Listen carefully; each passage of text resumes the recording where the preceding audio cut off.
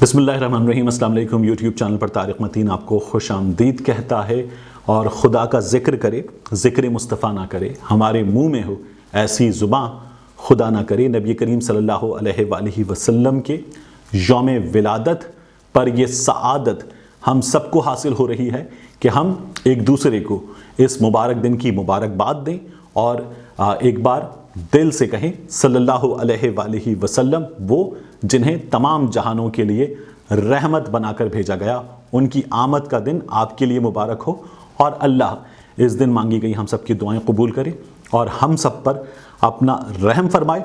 इस वीडियो को आगे बढ़ाते हैं। इस वीडियो में हम चीन के हवाले से एक अहम तरीन खबर और भारत की जो लड़ाई है चीन से, उसके हवाले से एक अहम तरीन खबर आपके हवाले करने जा रहे हैं। और इस लड़ाई में भारत बहुत कमज़ोर पड़ गया था, उसे अमेरिका की मदद की ज़रूरत पड़ी। अमेरिका मदद को आ गया है, एक एग्रीमेंट हो गया है, चीज़ें आगे बढ़ रही हैं। लेकिन उसके बावजूद भी जो ये समझ रहे थे कि चीन बहुत परेशान हो गया है, चीन अब जो है वो पसपाई इख्तियार करेगा, हमने क्वाड बना लिया, हम भारत, ऑस्ट्रेलिया, जापान, अमेरिका मिलकर चीन को टफ टाइम देंगे, चीन जो है वो पीछे हट जाएगा, ये और एम्बैरस हो रहे हैं और इनके लिए सिचुएशन बहुत ख़तरनाक हो गई है। इनके तमाम अंदाजे चीन के हवाले से गलत हो रहे हैं।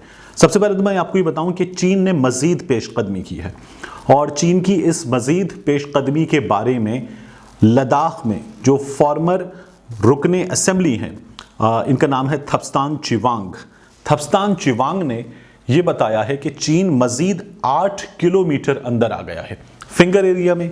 फिंगर एरिया मैंने आपको पहले भी एक्सप्लेन किया था कि ये पहाड़ से उतरती हुई ढलवाने हैं और इन्हें फिंगर इसीलिए कहा जाता है कि ये पहाड़ की अगर चोटी है तो ऐसा लगता है कि पहाड़ से ये फिंगर्स उतर रही हैं, एक दूसरे से कुछ फासले पर वाक़ हैं। यहाँ पर मैं आपको नक्शे के साथ दिखाऊं कि चाइनीज़ क्लेम एरिया कहाँ पर है, हिंदुस्तान का क्लेम एरिया कहाँ पर है, लाइन ऑफ एक्चुअल कंट्रोल क्या है, दरमियान में वो एरिया जिसे नो मैन्स लैंड कह सकते थे ये लोग, वो कहाँ पर है और अब इस वक्त चाइनीज़ जो हैं वो कहाँ तक आ चुके हैं। तो थप्स्तान चिवांग जो है वो ये बता रहा है कि चीनी आ चुके हैं फिंगर 2 तक। इंडियन ये कहते हैं कि फिंगर 8 तक हमारा इलाका है और उससे आगे चाइना का इलाका है।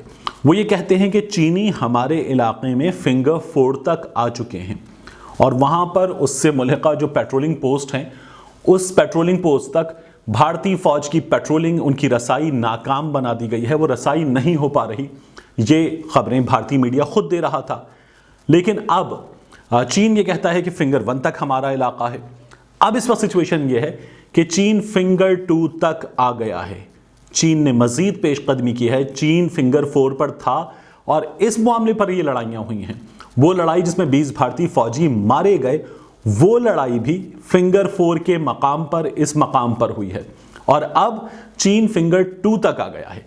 थप्स्तान चिवांग ये कह रहा है कि मुझे जो मकामी अफराद हैं, जो मेरे अपने वोटर सपोर्टर हैं, जो मेरे इलाके के लोग हैं, उन्होंने ये बताया है कि चीनी फौज और आगे आ गई है।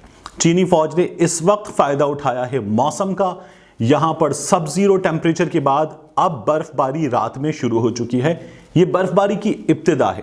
अभी बर्फबारी की वो सूरत हाल नहीं है कि जिसमें नक्लो हमल, पेट्रोलिंग, आगे जाना नाकाम हो जाए, नामुमकिन हो जाए। लेकिन चीन जो है वो इस सिचुएशन में, क्योंकि चीन की पूरी तैयारी है, चीन इस सिचुएशन में आगे आ गया है और चीन अब फिंगर 2 तक आ गया है।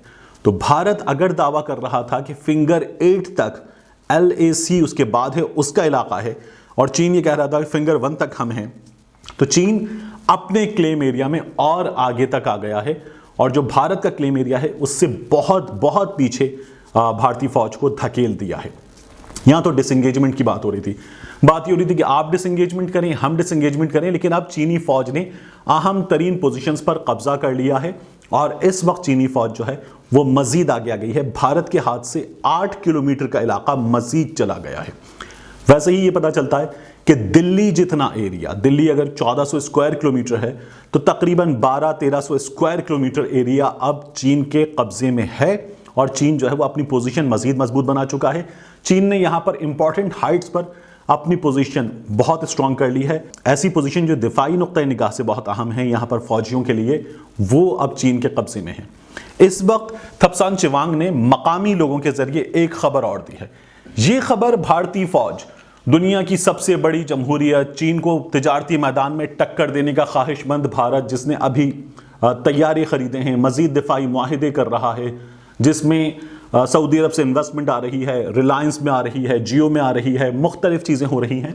उस भारत में जहां पैसा नरेंद्र मोदी ये कहते हैं आ रहा है, लेकिन इकॉनमी तकरीबन 24% नीचे गिरी है, वहां अब इस वक्त हाल यह है कि चीन ने अपनी फौजों के लिए कॉम्प्लेक्स बना लिए हैं अपने एरिया में। वहां उन्होंने अपने फौजियों के लिए वेदर प्रूफ टेंट्स बना लिए हैं, उनमें हीटिंग का इंतज़ाम मौजूद है।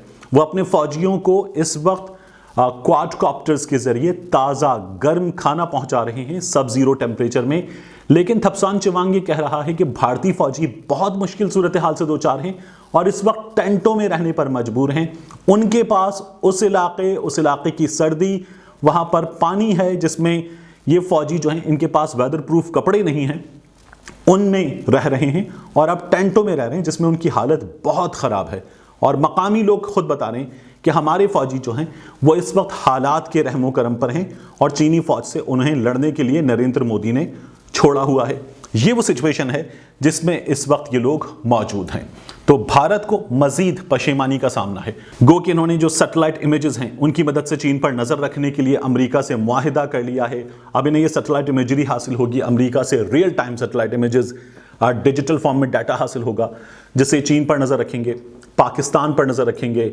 इनके मीडिया ने यह कहा कि चीन और पाकिस्तान बहुत परेशान हैं, लेकिन परेशानी का आलम यह है कि चीन एडवांस कर रहा है, चीन और आगे तक आ गया है।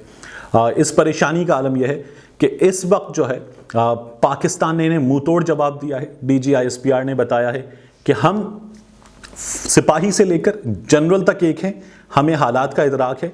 वज़ीर आज़म इमरान खान से जनरल कमर जावेद बाजवा ने जो मुलाकात की, उस मुलाकात में उन्होंने बताया कि हमने 27 फरवरी को भी इन्हें मुंह तोड़ जवाब दिया था, आगे भी मुंह तोड़ जवाब देंगे और पाकिस्तान तैयार है।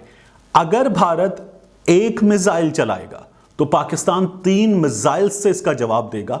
यह पाकिस्तान का पैगाम था 27 फरवरी को भारत को, और पाकिस्तान का यह पैगाम बरकरार है। तो इस वक्त भारत अपने दोस्तों को साथ मिलाने के बावजूद, अपने दिफाई माहिदों के बावजूद बहुत मुश्किल सूरत हाल से दो चार है, जिसमें इस वक्त चीन इजाफा कर रहा है। तो ये दो ताज़ा अपडेट थे लद्दाख की सिचुएशन के जो मुझे आप तक पहुंचाने थे। दूसरा, मैंने आपसे अर्ज़ किया था कि हम एक और प्रोजेक्ट आपके सामने लेकर आ रहे हैं। उसमें कुछ डिले हुआ। जब मैंने आपसे कहा था कि हम इंशाल्लाह कुछ अब से 5 रोज़ पहले हमें अपनी पहली प्रोडक्ट आपके सामने रख देनी चाहिए थी। It will take another 4 to 5 days और होपफुली इंशाल्लाह, मैं यहाँ अनाउंस नहीं करना चाहता, लेकिन मंडे ट्यूसडे तक हम आपको अपनी पहली वीडियो अपने दूसरे प्रोजेक्ट की जो है वो आपके सामने रखेंगे, आपको दिखाएंगे कि ये प्रोजेक्ट है क्या, हम क्या करने जा रहे हैं। और इस प्लेटफॉर्म से हम आपके सामने बहुत अच्छी वीडियोस जो पॉलिटिकल नहीं होंगी, जो मेरे आपके लिए, हमारे बच्चों के लिए ज़रूरी है, वो कंटेंट इंशाल्लाह हम आपके सामने रखेंगे। वो कंटेंट जिसकी हमें ज़रूरत है, जो हमें कुछ सिखा सकेगा, कुछ दे सकेगा। ये हमें एक अच्छा लबो लहजा सिखा सकेगा, एक अच्छी उर्दू यकीनन सिखा सकेगा, हमारे बच्चों को एक अच्छी एक्टिविटी देगा, कुछ अच्छी बातें सिखा सकेंगे। कुछ ऐसा कंटेंट जिसमें मुझे लगता है कि लैंग्वेज के बड़े मसाइल हैं। जब हमारे बच्चे जो है वो कहानियाँ सुनते हैं, बात सुनते हैं, अब बच्चों का कंटेंट देखते हैं तो उन्हें फेर सुनने को मिलता है, उन्हें ख़राब सुनने को मिलता है, और उन्हें तलफ़्फ़ुज़ जो है वो दुरुस्त नहीं मिलता, उन्हें कंटेंट दुरुस्त नहीं मिलता।